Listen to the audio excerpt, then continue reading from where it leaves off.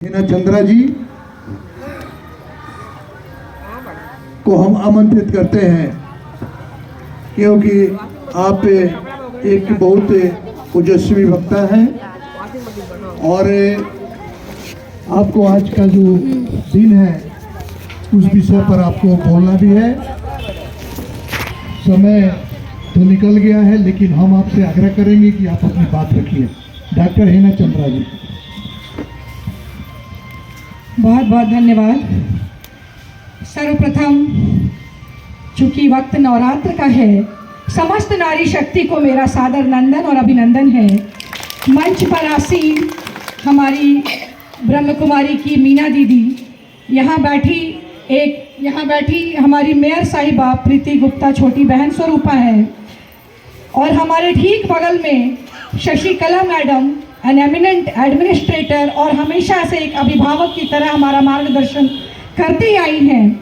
इधर बैठी दोनों दीदी लोग हैं, विभा दीदी हैं, नीतू दीदी हैं, और समस्त नारी शक्ति जो यहाँ मौजूद है और सुंदर संचालन कर रहे हमारे अभिभावक तुल्य अशोक वर्मा जी। आप सभी बहनें यहाँ बैठी हैं, अनीता दी है, श्वेता दी है, इधर रिंकी दी है, सारे लोग बैठे हुए हैं। सबको यहाँ नलिनी दी बैठी है, पूनम दी बैठी है, सबको बहुत बहुत प्रणाम है। पूरे नारी शक्ति को मेरा हार्दिक नंदन और अभिनंदन है, और एक बार नवरात्रि की हार्दिक बधाई और शुभकामनाएं हैं। और आज के इस पावन अवसर पर यहाँ इतना सुंदर आयोजन, देवी के ये तीनों रूप का दर्शन करने का अवसर, आप लोगों का दर्शन करने का अवसर हमें मिला है।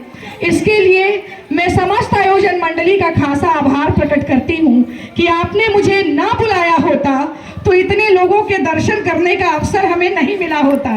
तो इसके लिए दिल से आभार है, आप सभी को प्रणाम है, वंदन है, अभिनंदन है। हाँ, यहाँ गिरी जी भी बैठे हैं।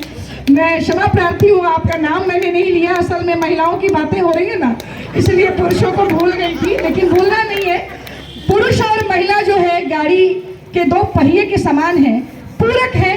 अलग बात है कि ब्रह्मा के बाद अगर सृष्टि के निर्माण का किसी को दायित्व दिया गया है तो वो हम महिलाओं को दिया गया है। We are a proud women, और हमें गर्व है कि हम नारी शक्ति हैं। महिलाओं को शक्ति कहा जाता है, पुरुषों को शक्ति कहा जाता है नहीं कहा, बोलिए जोर से, आप ही लोग का दिन है। पुरुषों को शक्ति नहीं कहा जाता है, नारी शक्ति कहा जाता है। तो हम शक्ति स्वरूपा हैं, लक्ष्मी रूपेण है, शक्ति रूपेण है। काली दुर्गा चंडी का भी रूप जब वक्त आता है तो धारण करने वाली कोई होती है, कालिका का रूप धारण करने वाली कोई होती है, तो वो नारी होती है, वो महिला होती है।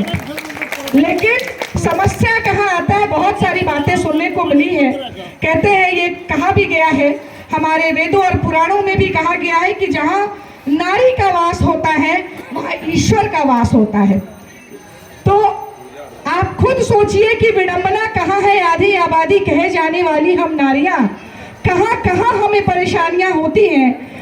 जब नवरात्रि आता है तो मैं चूंकि बहुत जमीनी स्तर की बातें करती हूँ, मैं एक डॉक्टर हूँ, और कहते हुए मेरी जुबान नहीं लड़खड़ाती है कि यही माताएं जब एक बेटी की माँ होती है तब तक माँ है, तब तक ठीक है, लेकिन कल होके जब एक बहू लेकर आती है तो उनके साथ दोयम दर्जे का व्यवहार हो जाता है। वो भी एक माँ होती है, वो भी एक नारी होती है। बहू के कोख में, गर्भ में अगर बेटी पल रही होती है तो हम चिकित्सकों के ऊपर दबाव बनाने का प्रयास किया जाता है कि बेटी है मैडम, कितनी बेटियों को जन्म देंगे, कल उनका ब्याह कैसे होगा। ये समाज की सच्चाई है, और यही सच्चाई हम हर दिन देख रहे हैं। कोख में पलने वाली वो बच्ची भी रोती होगी और कहती होगी कि बेटी हूँ, मुझे कोख में ना मारो, कोख में ना मारो बाबुल, बेटी हूँ तुम्हारी। तो ये अंदर से आवाज आती है कि हम जो कोख में पल रहे, जन्म का अधिकार नहीं मिल रहा बेटियों को। ये सबसे बड़ी विडंबना है। हम पूजा करते हैं, शक्ति की पूजा करते हैं, नारी की पूजा करते हैं, उन्हीं बेटियों के पांव धोते हैं और कन्या पूजन करते हैं साल में 2 बार, लेकिन उन्हीं कन्याओं के प्रति हमारा व्यवहार दोयम दर्जे का हो जाता है। जब ये दुर्गा पूजा खत्म होता है, 2 बार नवरात्र आता है, शारदीय नवरात्र और चैत में भी नवरात्र, ये 2 बार नवरात्रि मनाते हैं और ढूंढते फिरते हैं घर घर की किसके घर में बेटियां हैं, अपने घर की बच्चियों को जरा भेज देना, कन्या पूजन करना है। आप खुद सोचिए ये कैसे विडंबना है कि आपको बच्चियों को ढूंढना पड़ रहा है, क्योंकि जब वो बच्ची आपके बहुओं के कोख में आती है तो आप बेरहमों की तरह उसे मार गिराते हैं, दवा खा लेते हैं और उसकी हत्या कर देते हैं। ये सच्चाई देखने को मिलती है। मैं इतने तेज स्वर में इसलिए बोलती हूँ क्योंकि doctor Hina Chandra lifeline hospital में एक भी भ्रूण हत्या नहीं होता है। मैं तेज स्वर में इसलिए कहती हूँ क्योंकि 24/7/365 डेज अगर एक भी पत्रकार हमारे यहाँ सर्वे करने चला जाएगा उसे कभी कुछ नहीं मिलने वाला है। यही कारण है कि हिना चंद्रा की आवाज इतनी तेज निकलती है, क्योंकि महिलाओं के लिए अगर बोलती हूँ तो खड़ी भी रहती हूँ।